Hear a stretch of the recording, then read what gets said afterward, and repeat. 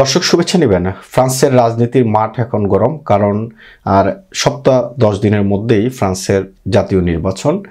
সংসদ ভেঙে দেওয়ার পর 30 জুন এবং 7 জুলাই 2 দফা এই ভোট গ্রহণ অনুষ্ঠিত হবে। ভোট গ্রহণকে কেন্দ্র করে, নির্বাচনকে কেন্দ্র করে বিভিন্ন প্রার্থীরা যারা আছেন তারা কিন্তু তাদের নির্বাচনী এলাকায় প্রচার অভিযান চালাচ্ছেন এবং প্রচার করে যাচ্ছেন তাদের দল যেন ক্ষমতায় আসে। বিশেষ করে ইউরোপীয় রাজনীতিতে যে পরিবর্তনের হাওয়া লেগেছে, কট্টরপন্থীদের জয় জয়কারের পর ফরাসি প্রেসিডেন্ট ইমানুয়েল ম্যাক্রো তিনি ন্যাশনাল অ্যাসেম্বলি বা সংসদ ভেঙে দিয়েছেন এবং তিনি দুটি দিন ধার্য করেছেন, 30 জুন এবং 7 জুলাই 2 দফা ভোট গ্রহণ অনুষ্ঠিত হবে। সেক্ষেত্রে ইউরোপীয় রাজনীতিতে যেভাবে উত্থান হয়েছে কট্টরপন্থীদের, তারা যে ধরনের কথা বলেছেন, ফ্রান্সের এই অ্যাসেম্বলি ন্যাশনাল নির্বাচনে তারা কিন্তু বিভিন্ন প্রতিশ্রুতি দিচ্ছেন, বিভিন্ন কথা বলছেন। পাশাপাশি অন্য রাজনৈতিক দল, বিশেষ করে নব ফ্রন্ট পপুলার, তারা যে ধরনের প্রতিশ্রুতি দিচ্ছেন জনগণকে, সেই বিষয়টি এই ভিডিওতে তুলে ধরব। গত মঙ্গলবার ফ্রান্সের সবচেয়ে কঠোর ডানপন্থী যে দল আরএনের নেতা জর্দান বারদেলা, তিনি ফরাসি ভোটারদেরকে আকৃষ্ট করতে তিনি সবার প্রতি আহ্বান জানিয়েছেন যে তার যদি পরিকল্পনা বাস্তবায়ন করতে চান, তিনি তার যে সমস্ত পরিকল্পনা আছে সেগুলো বাস্তবায়ন করতে সংসদে নিরঙ্কুশ একটা সংখ্যাগরিষ্ঠতা প্রয়োজন এবং তিনি ফরাসি ভোটারদেরকে তাকে সেই সুযোগ দেওয়ার জন্য তিনি আহ্বান জানিয়েছেন। ইউরোপীয় পার্লামেন্ট নির্বাচনে দলের বাজে ফলাফলের পর ফ্রান্সে আগাম নির্বাচনের ঘোষণা দিয়েছেন ফরাসি প্রেসিডেন্ট ইমানুয়েল ম্যাক্রো। 30 জুন প্রথম আর আগামী 7 জুলাই দ্বিতীয় দফায় ভোট গ্রহণের জন্য দিন ধার্য করা হয়েছে। নির্বাচনের দিনক্ষণ ঘোষণার পর বিভিন্ন জনমত বা জরিপে বারদেলার নেতৃত্বাধীন ন্যাশনাল র্যালিকে এগিয়ে রাখা হয়েছে। বারদেলা জাতীয়তাবাদী ও অভিবাসন বিরোধী দলটির প্রথমবারের মতো ক্ষমতায় আসার একটা সুযোগ তৈরি হয়েছে। তবে শেষ পর্যন্ত দলটি একক সংখ্যাগরিষ্ঠতা পাবে কিনা তা নিয়ে কিন্তু সংশয় রয়েছে।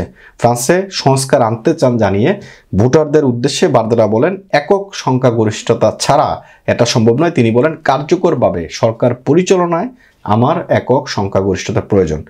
ফ্রান্সে একক সংখ্যাগরিষ্ঠতা পেতে তিনি যে সমস্ত বক্তৃতা করছেন, যে সমস্ত কথা বলছেন, অতীতে আমরা দেখেছি যে সমস্ত কথাগুলো তারা বলছিলেন, একই ধারা বজায় রেখেছেন এবং একই কথা বলছেন।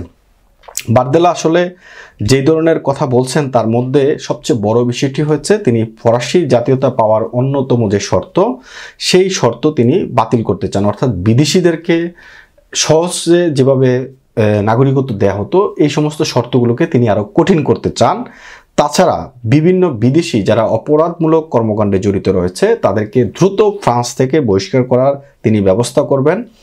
তিনি আরও বলেন, সংসদে আমার প্রথম আইন হবে যে সমস্ত বিদেশি একই অপরাধ বারবার করছে তাদের বিরুদ্ধে কঠোর হওয়া, যে সমস্ত নাবালক বিভিন্ন অপরাধমূলক কর্মকাণ্ডে জড়িত তাদের পিতামাতাকে অ্যালোকেশনস ফ্যামিলিয়াল বন্ধ করে দেওয়া।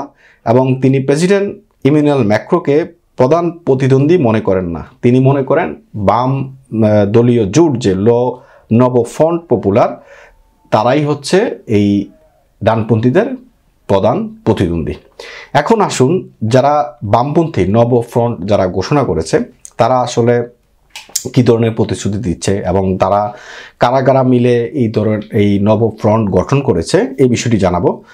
বিভিন্ন রাজনৈতিক দলগুলো যে সমস্ত নির্বাচনী ইশতেহার ঘোষণা করেছে, স্পেশালি পপুলার ফ্রন্ট, তারা আসলে শুক্রবার 4টি বাম ধারার যে রাজনৈতিক দল, পার্টি সোশ্যালিস্ট, পিসিএফ, ইকোলজিস্ট এবং ফ্রান্স ইনসোমিস, এই 4টা দল মিলে তারা নব ফ্রন্ট পপুলার নামে একটা জোট গঠন করেছে, ঐক্য গঠন করেছে।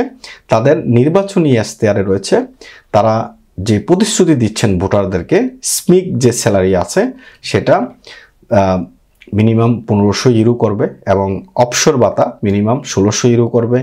রিটায়ারমেন্ট সংস্কার, যে রিটায়ারমেন্টের জন্য আন্দোলন হয়েছে ফ্রান্সে, সেই রিটায়ারমেন্ট সংস্কারের কাজটা তারা দ্রুত সম্পন্ন করবে।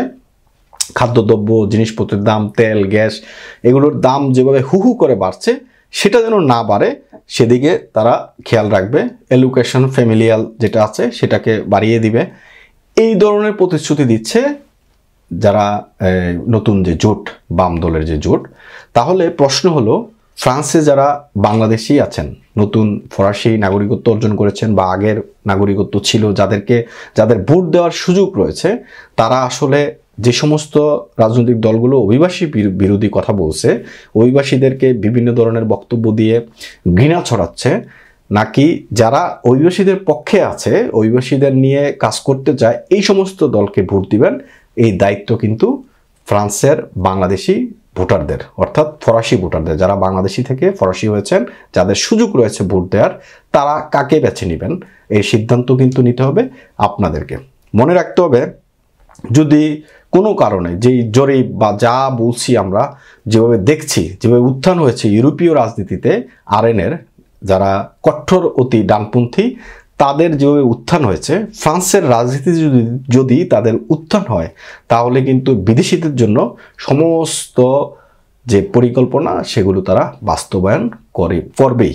যেহেতু তারা ইতিমধ্যে নির্বাচনে অংশগ্রহণ করার আগেই তাদের ঘোষণা হচ্ছে এই ধরনের, তারা সংসদে গেলে তারা এগুলো বাস্তবায়ন করেই ছাড়বে। তো সুতরাং পরবর্তীতে সেগুলো বিদেশিদের বসবাস করাটা অনেকটাই কঠিন হয়ে যাবে, এবং নানান বিষয় আরও যেগুলো তারা প্রকাশ করছে না, এগুলো তারা হয়তো ক্ষমতায় গেলে সেগুলোও করতে পারে। তো সুতরাং আমার মতে যে নতুন বাম যে দল, সেই দলকে আসলে ক্ষমতায় নিয়ে আসা উচিত, এবং সংসদে তাদের নিরঙ্কুশ একটা সংখ্যাগরিষ্ঠতা যদি থাকে, তাহলে যারা ডানপন্থী আছে এমআইবি সংবাদ ও সংবাদ সংশ্লিষ্ট অনুষ্ঠান দেখতে ভিজিট করুন www.mibtelevision.tv ও facebook.com/mibtelevision.tv এবং সাবস্ক্রাইব করুন youtube.com/mibtelevision এ।